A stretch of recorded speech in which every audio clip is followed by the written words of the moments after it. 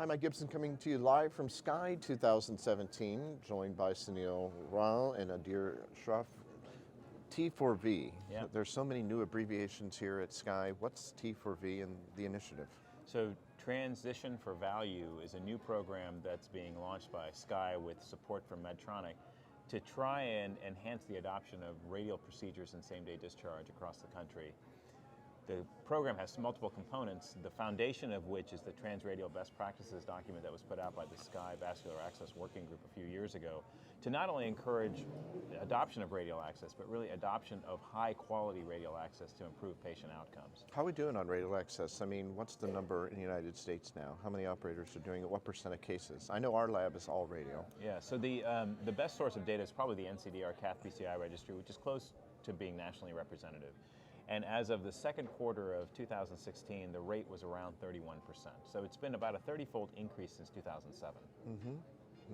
And the slope, is the slope like this or is the slope like that? It seems to continue to increase. The slope is steep upwards. So, steep, yeah. Yeah, and I think part of that is driven not only by the initiatives that are educational put on by SCAI and other entities, but also because I think there's an influx of the new generation of interventional cardiologists who are training in radial in their training programs and coming out and using that as the default. The default mode in the young guys. How about old guys? How are we doing flipping old people like me to transradial?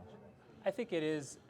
It's somewhat of a coalition of the willing, and I think one of the aims of this program is to help people at different stages in their evolution or in their development or their adoption of the technique. There's some people who are pretty advanced operators who are looking for next sort of steps and programmatic things that they want to do, and so there'll be some components, educational components in there, and there's some components for even the beginning operator. We have some targeted at the diagnostic physicians, and we're going to look at people who just do diagnostic caths and don't do interventions. So we're really trying, as well as the referring physicians, so we're really trying to try to educate different people in the pathway to really try to help make them appreciate that it's not just about radial access, it's also about how you manage them afterwards, how you can change their care pathway and incorporate it. I think certainly with bundle payments coming at some point, I think we're all trying to figure out how to be more efficient with our care while providing high quality care. So.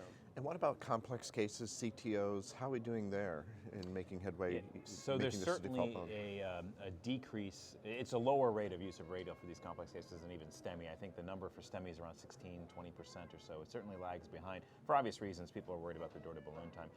One of the issues around this Transition for Value program is to try and dispel some myths around the application of radial to high complexity cases.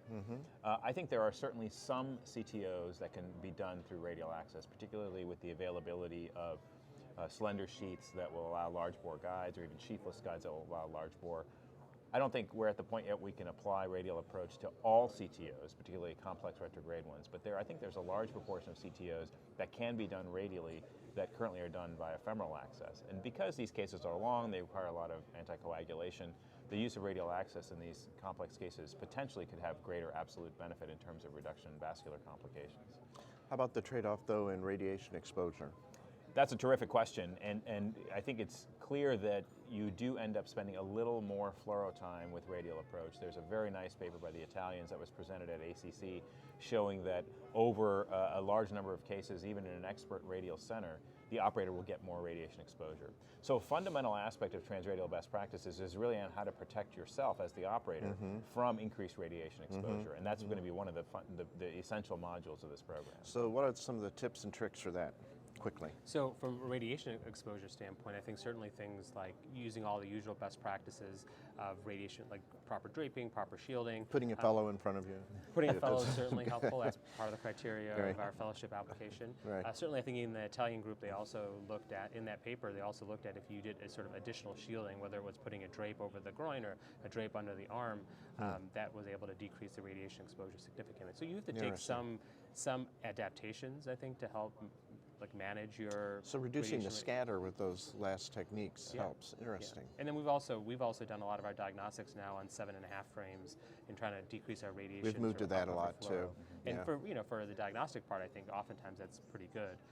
Coning and all those other sort of usual things that we do.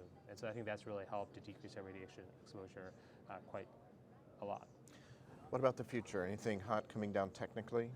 more slender techniques or devices? Yeah, or? so what's been really nice to see over the last few years is industry investment in this space. So I think there's a lot of new catheters coming out, sheets to reduce the profile, reduce radial artery occlusion, new hemostasis devices, for example, the ones that focus on ulnar compression to try and maintain antegrade flow in the radial artery.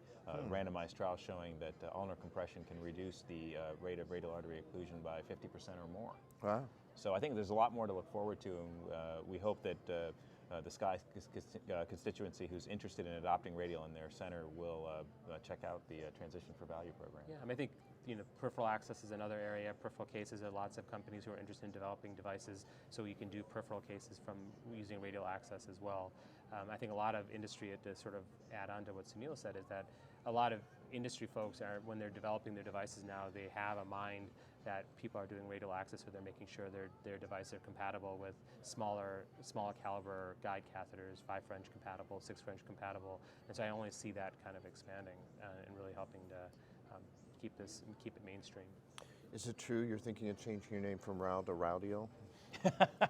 Well, I have to do something because Rao is also radial artery occlusion. So. Oh. All right, but in all truth, in all fairness, thank you, Sunil, for really driving the field forward, and thank you for joining us today. Thank you.